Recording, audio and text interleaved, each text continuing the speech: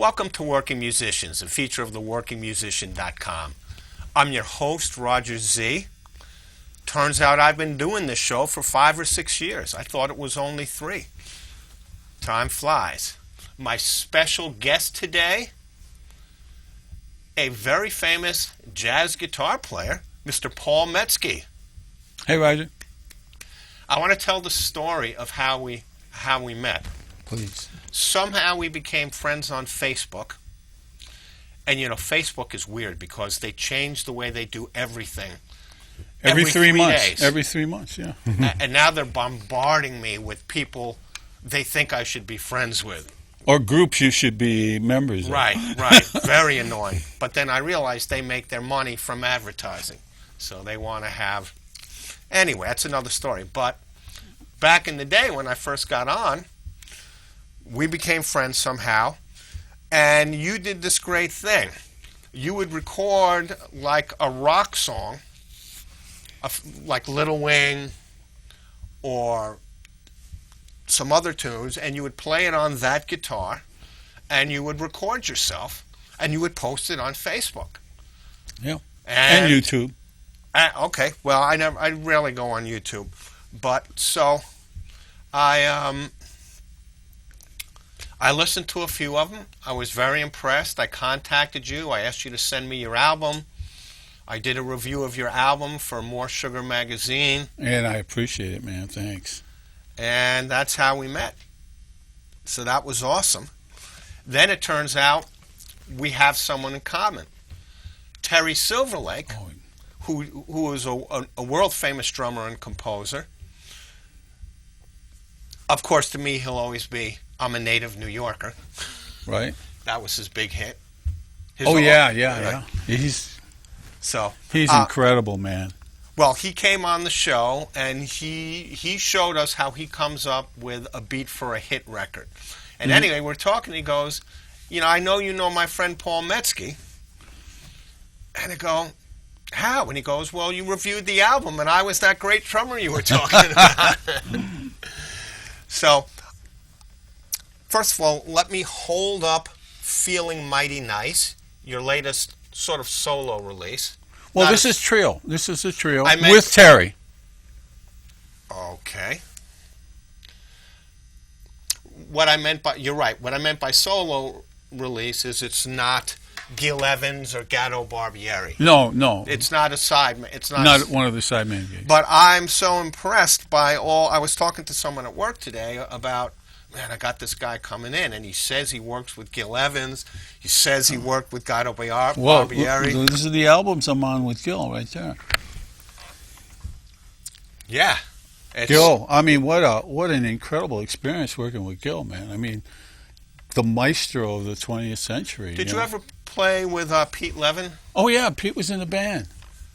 Yeah. Right, because I've reviewed a lot of Pete's, especially his organ trio albums. Right.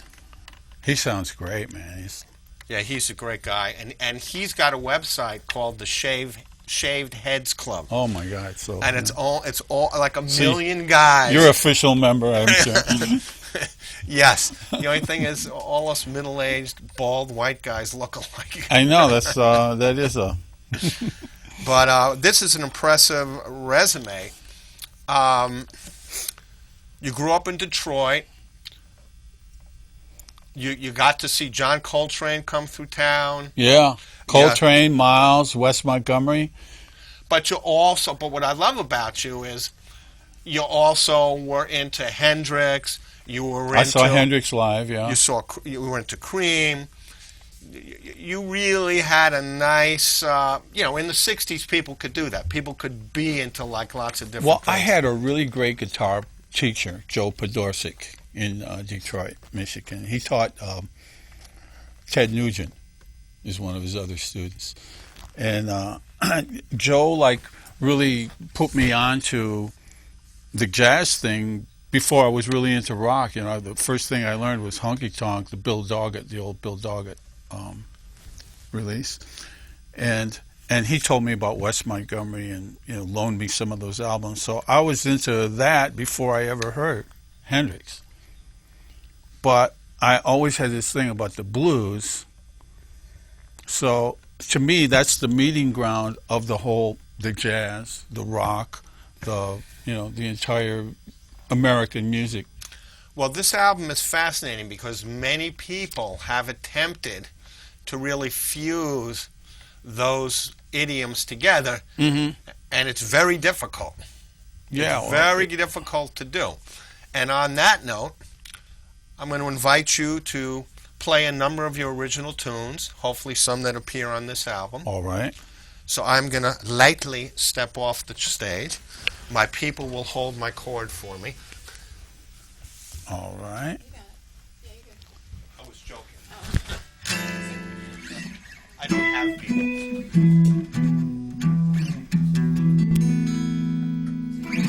All right. I'd like to start out with a blues I wrote for the trio that I play with.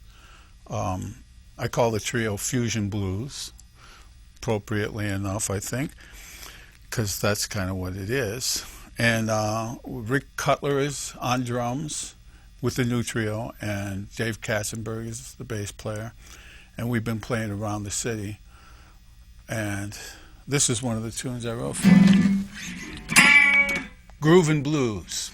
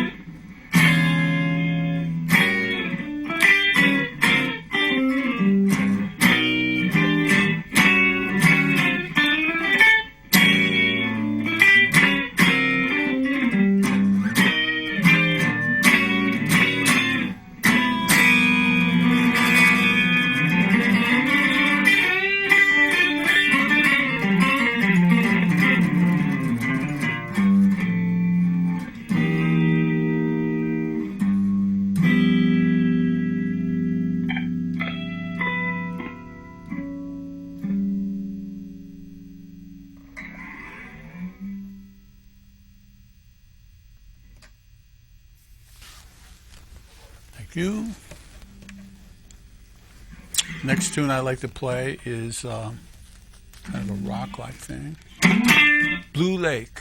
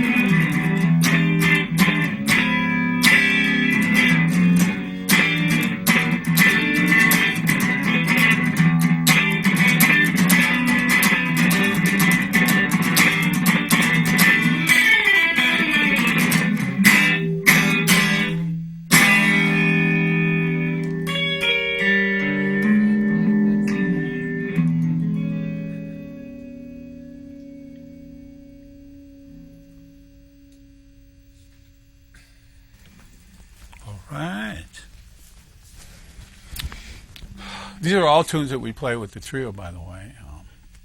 I'm just doing it as a solo thing, so try to imagine the bass and the drums along with me, if you will. Next, I'm going to do Blues to Infinity.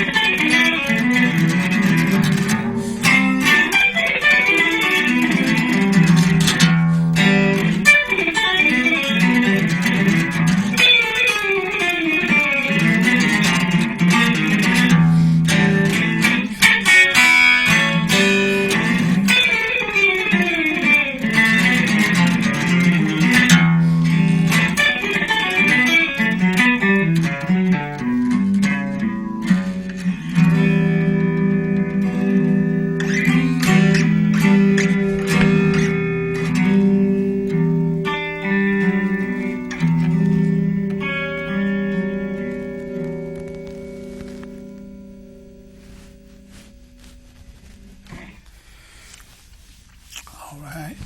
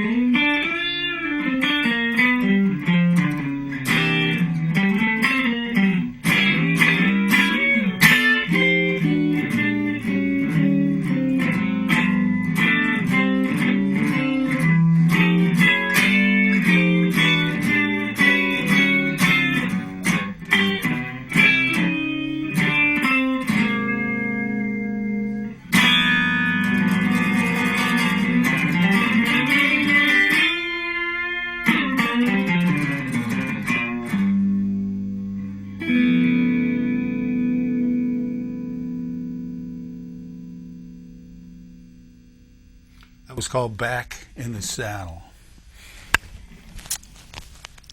And for a while I studied flamenco guitar. So I kind of I wrote this based off of, well, some of the stuff that I learned there. But of course, I'm playing with a pick on a steel string guitar, so it is different.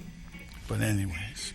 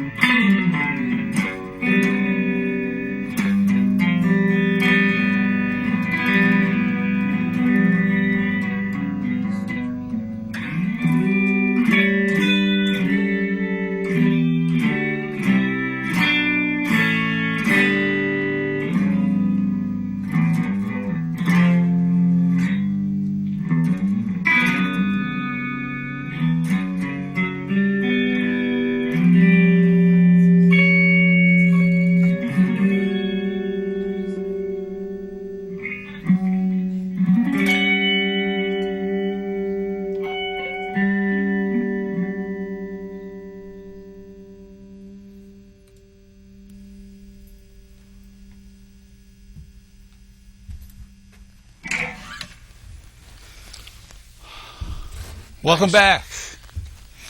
I was only 3 feet away. I didn't want to hog the spotlight. Sounds interesting. How did you decide to come? It's a very unique sound for a big jazz guitar. Right. How did you decide upon that sound? Well, I love the feel of a hollow body. I mean, I just can't. Yeah, I've got a Strat. I've got 2 Strats, but I don't feel the soul of the instrument when I play those things that much. except for funk. Yeah, funk, man. You can funk out for forever on a Strat. But, I mean, when you want to play, a more, I like to play all kinds of like interesting voicings that, you know what I mean, like,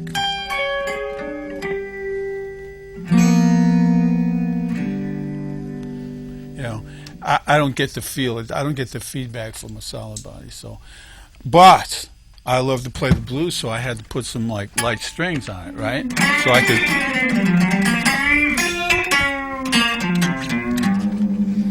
So I kind of like to think of it as the best of both worlds. Now that's a Washburn. Washburn. Worth probably $10,000. This? Well, the copy of what it's copying is worth $10,000. Okay. An L5, a West Montgomery model L5.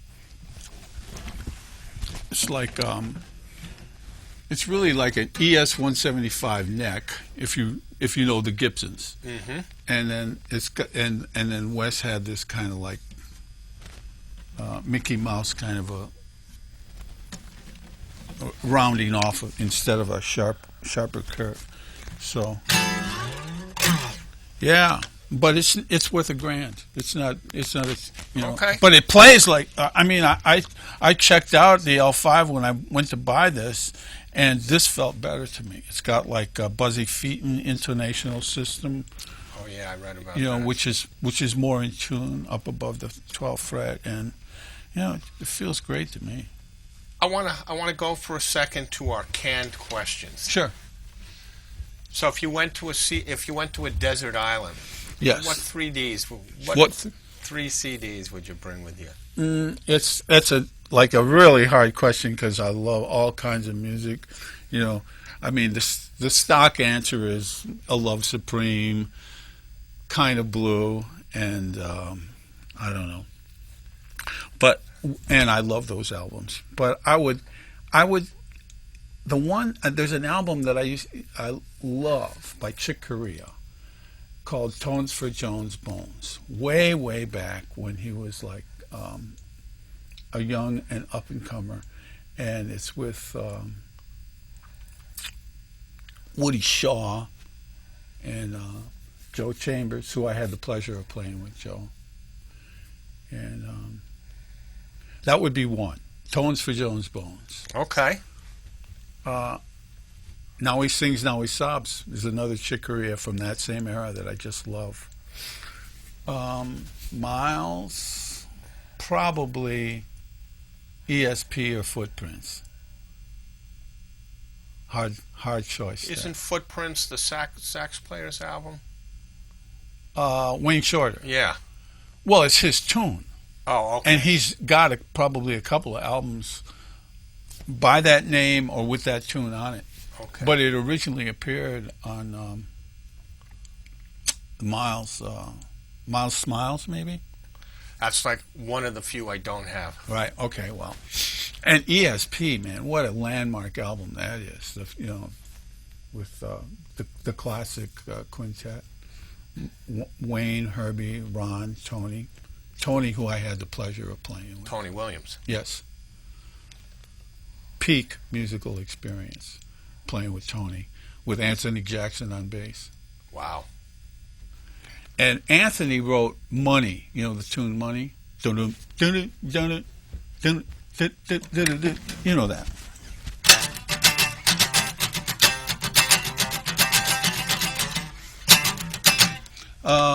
Yes. Money. Yeah, that's it. Yeah. Okay. So when we played that with Tony Williams, with Anthony and Tony, man, it's just like, it was like Armageddon, man. It was so strong. Armageddon. The end of the world. That was so cool. So do you get to play? Are you more promoting your own trio, or are you still doing record dates and playing with other bands? I'm playing with anybody who calls me, but my main focus is the trio. Yeah, the trio. I'm calling it Fusion Blues Trio, and I'm singing a lot of the classic blues tunes from Muddy Waters and Albert King, Stevie Ray, Jimmy, all of the real blues that they did.